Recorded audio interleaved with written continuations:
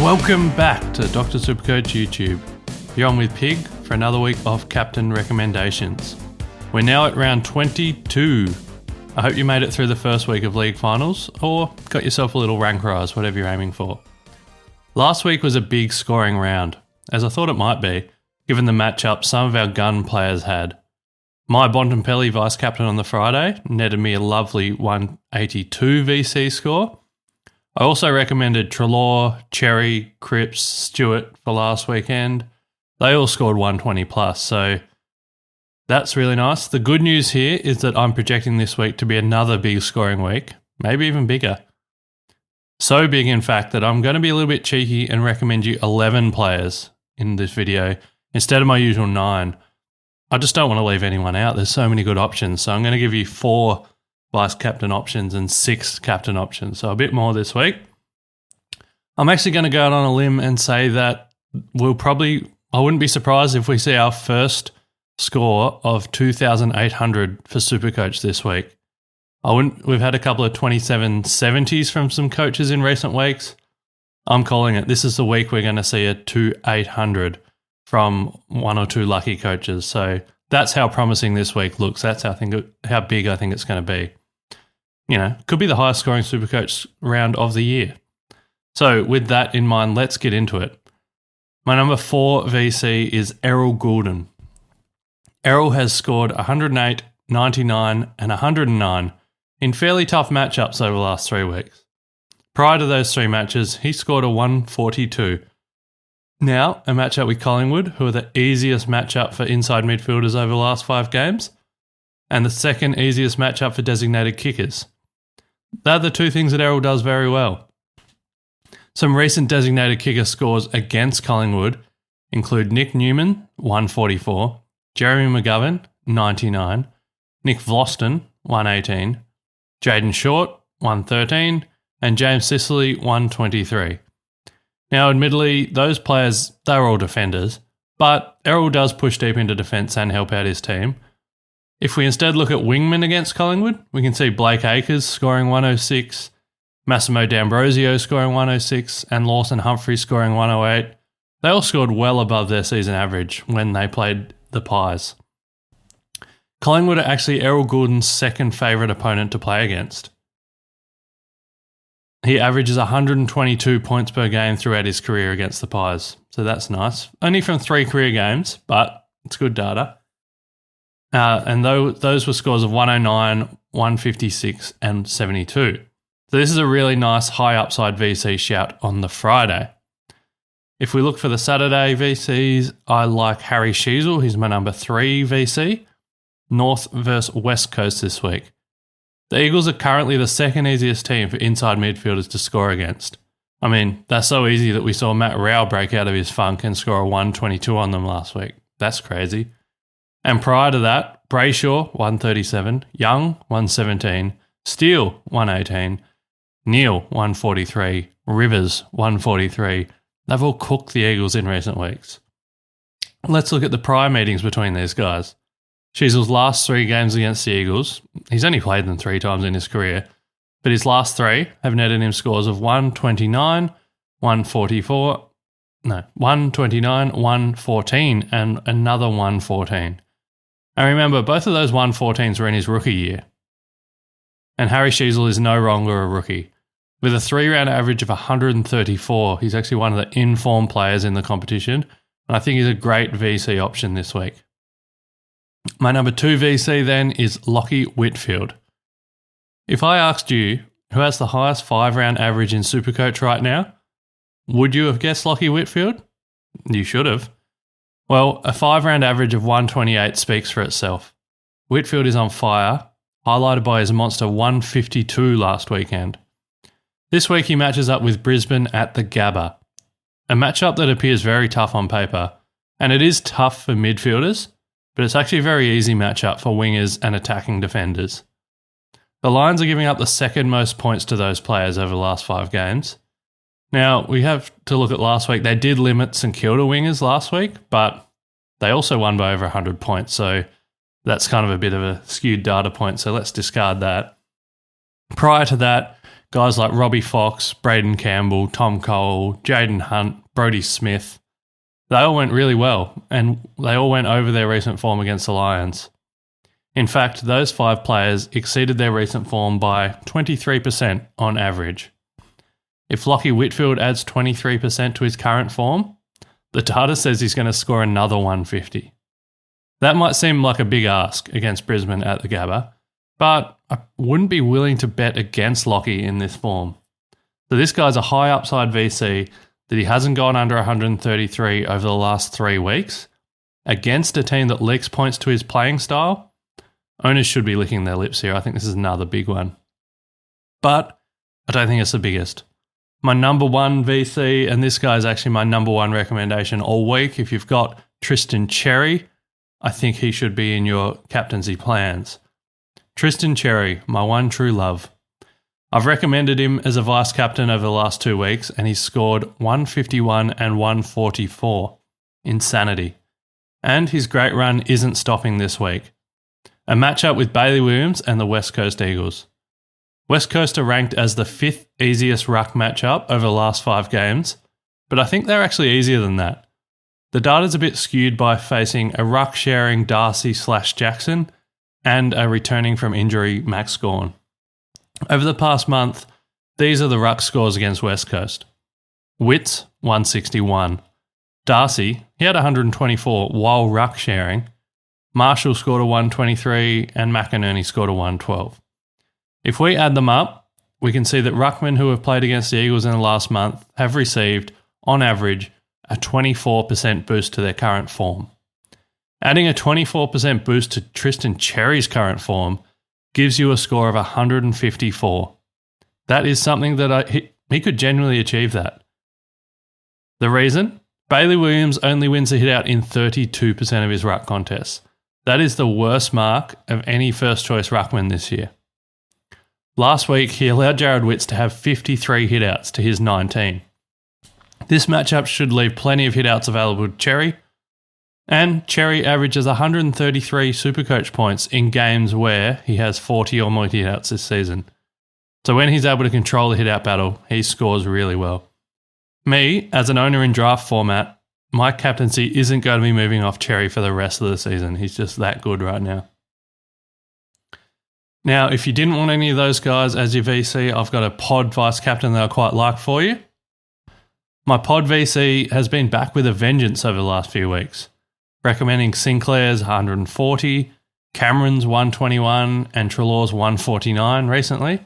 This week, I've got another spicy option for you all. LDU, Luke Davies-Uniacke.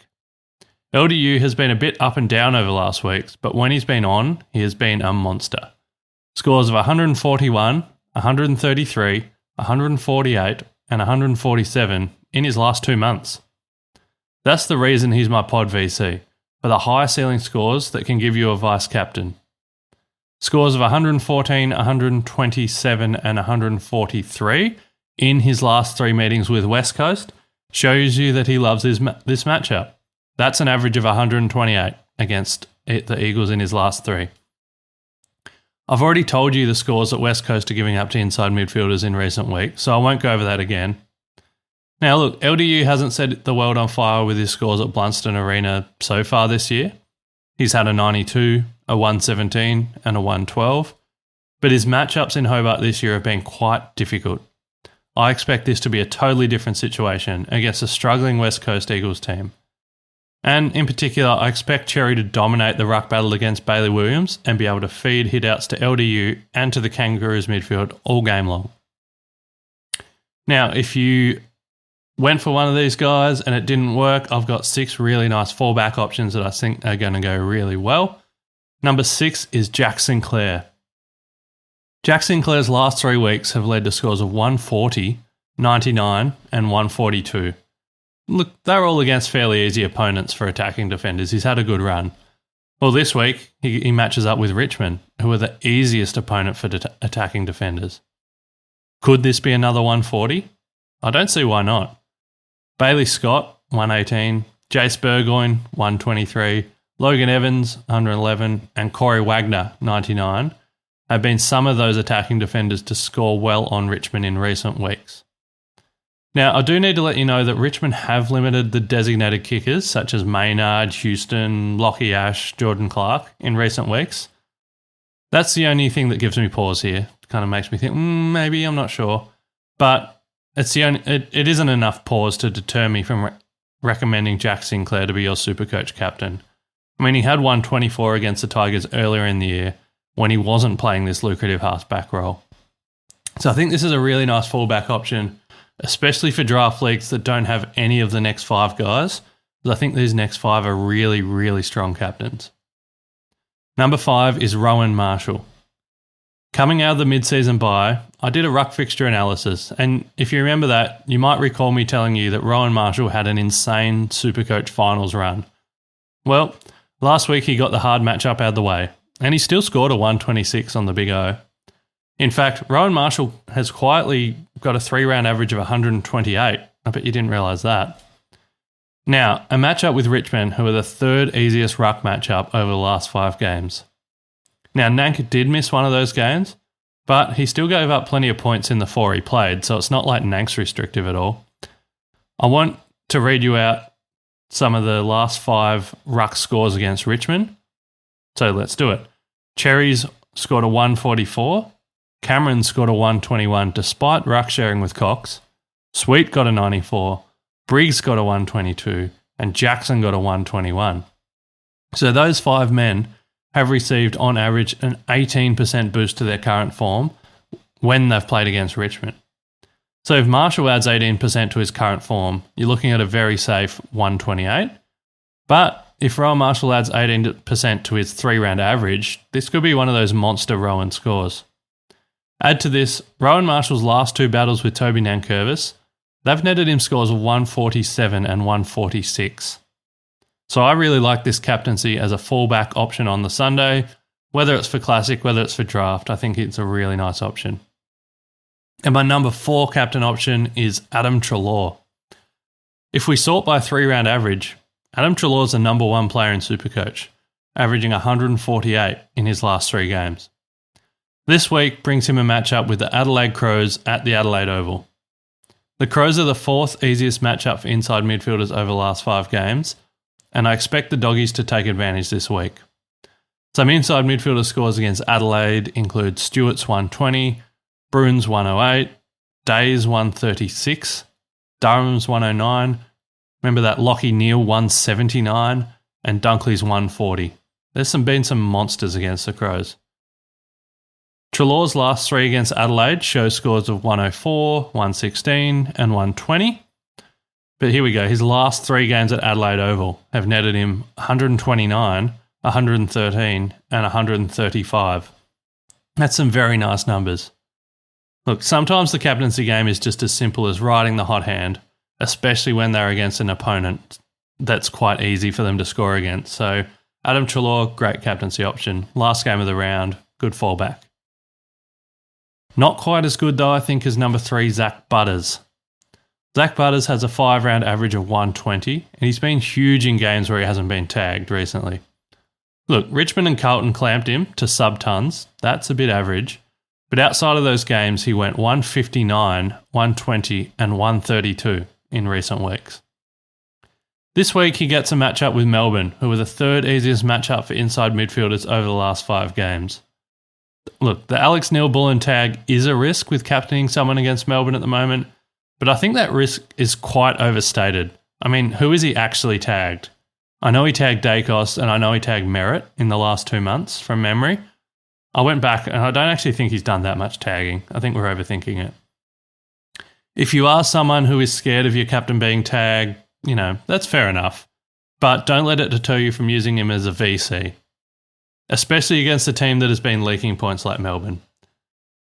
Some recent scores against the Demons include Bont's 182 last week, Treloar's 149, Peatling's 133, Daniel's 132, Callahan's 122, Sarong's 140, Brayshaw's 137 and Caldwell's 110.